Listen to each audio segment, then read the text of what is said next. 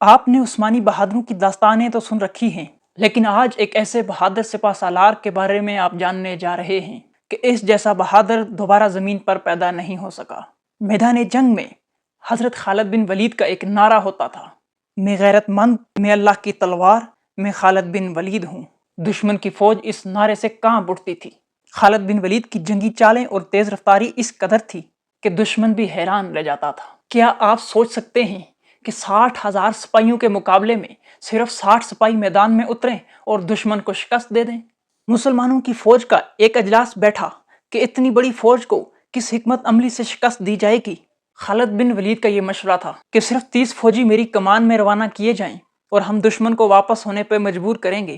مسلمانوں کی مجلس میں بیٹھے ہر شخص نے اس رائے کی مخالفت کی، کیونکہ 30 سپاہی 60,000 کے لشکر سے کیسے لڑ سکتے ہیں، اور بالآخر 60 سپاہی لے کر حضرت خالد بن ولید اس جنگ میں میدان میں اترتے ہیں اور 60 سپاہیوں کے مقابلے میں ہیں 60,000 دشمن کی فوج۔ اور میدان میں اترنے کے بعد خالد بن ولید نے 60 سپاہیوں کے ساتھ دشمن کو ایسی چال میں پھنسا دیا کہ دشمن حیران و پریشان ہو گیا۔ جناب رسول اکرم صلی اللہ علیہ وسلم خالد بن ولید سے بے انتہا محبت کرتے تھے۔ خالد بن ولید کی جنگی چالوں اور بہادری کی وجہ سے نبی اکرم صلی اللہ علیہ وسلم ان کی باقی چھوٹی موٹی کوتاہیوں کو بھی درگزر کر دیتے تھے اور انہیں معاف کرتے تھے۔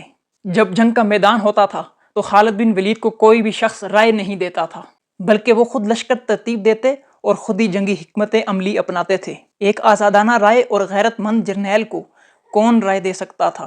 خلیفہ اول ابو بکر صدیق بھی خالد بن ولید سے بڑے احتیاط سے پیش آتے تھے، کیونکہ خالد بن ولید بہت بڑے فاتح جرنیل تھے۔ یہ خالد بن ولید ہی تھے جنہوں نے جھوٹی نبوت کا دعویٰ کرنے والے مسلمہ کذاب کے بڑے لشکر کو نیست و نابود کر دیا تھا۔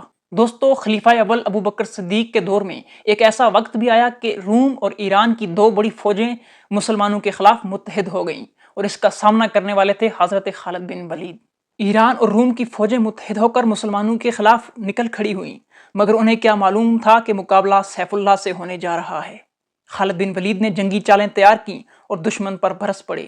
گھمسان کی لڑائی کے بعد روم اور ایران کی فوجیں شکست کھا گئیں اور مسلمانوں کو فتح نصیب ہوئی۔ سیدنا خالد بن ولید کی بہادری تو مسلمان ہونے سے پہلے بھی مشہور تھی، لیکن اس بہادری میں اضافہ ایک تو اسلام قبول کرنے کے بعد ہوا، دوسرا ایک راز تھا۔ وہ راز یہ تھا، خالد بن ولید اپنی ٹوپی میں نبی اکرم صلی اللہ علیہ وسلم کے بال رکھا کرتے تھے۔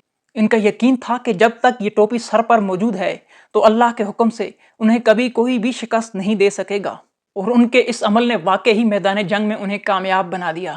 انہوں نے ایسے ایسے کارنامے سر انجام دیے کہ دشمن حیران رہ جاتا تھا کہ کوئی انسان اس قدر بہادر ہو سکتا ہے۔ دوستو، جب ایمان دل میں ہو اور عمل میدان میں کرے تو اللہ کبھی ناکام نہیں کرتا۔ اللہ اور اس کے رسول سے سچی محبت جب دل میں آ جائے تو کوئی بھی شخص کبھی ناکام نہیں ہو سکتا۔ اس بات کی تاریخ اسلام گواہ ہے۔ خالد بن ولید کی حالات زندگی پر ایپیسوڈ نمبر 2 بھی آئے گا، جس میں آپ جانیں گے کہ خالد بن ولید نے کس حکمت عملی سے دشمن کو میدان جنگ میں حیران کر دیا تھا۔ اور اگر ویڈیو اچھی لگے تو سبسکرائب ضرور کیجیے گا تاکہ ہر قیمتی ویڈیو آپ تک بر وقت پہنچ سکے۔ اللہ حافظ۔